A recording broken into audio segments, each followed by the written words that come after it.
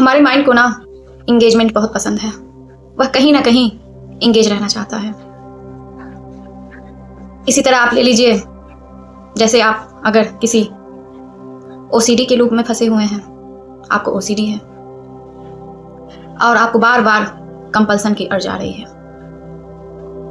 या कोई थॉट्स है जिससे आप बहुत परेशान हैं, या इमेजेस हैं, कुछ इमेज ऐसे हैं जो बार बार आपके दिमाग में आ रहे हैं।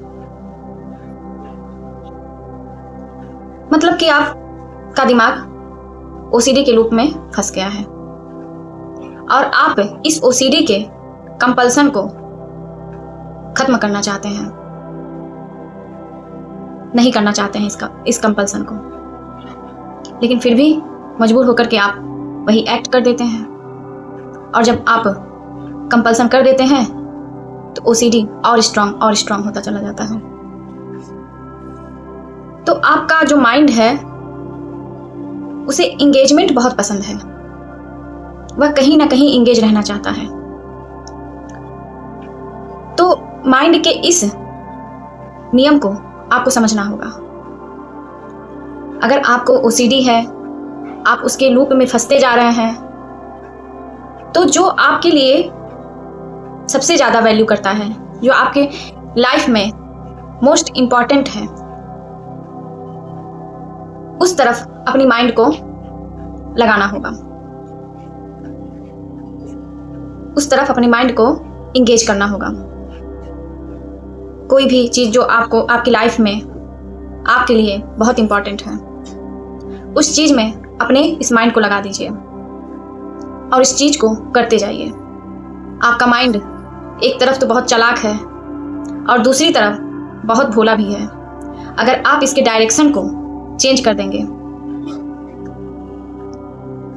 तो ये अपने भोलेपन में उस पैटर्न को स्ट्रॉन्ग करता चला जाएगा। जो नया पैटर्न आप बनाना चाह रहे हैं, जो आपके लिए वैल्यू करता है, जो आपके लाइफ में इंपॉर्टेंट है, मोस्ट इंपॉर्टेंट है, जब आप वो चीज करते जाएंगे तो इस नए पैटर्न को भी आपका माइंड स्ट्रॉन्ग करता चला जाएगा और स्ट्रॉन्ग होता चला जाएगा।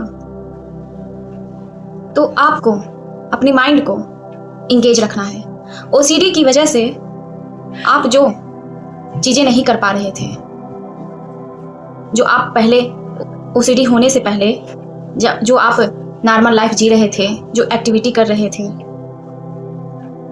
ओसीडी होने की वजह से जो ये चीजें छूट गई हैं, तो फिर आपको उस नॉर्मल लाइफ में एंट्री करना है, उन सब चीजों को करना है जो ओसीडी की वजह से छूट गया था, कंपल्सन करने की वजह से छूट गया था।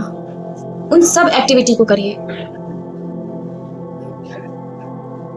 तब धीरे धीरे ये ओसीडी अपने आप ही वीक पड़ना शुरू हो जाएगा, कमजोर पड़ना शुरू हो जाएगा।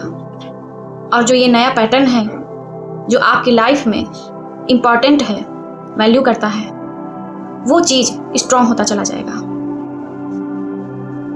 आपकी माइंड को सिर्फ इंगेजमेंट चाहिए होता है।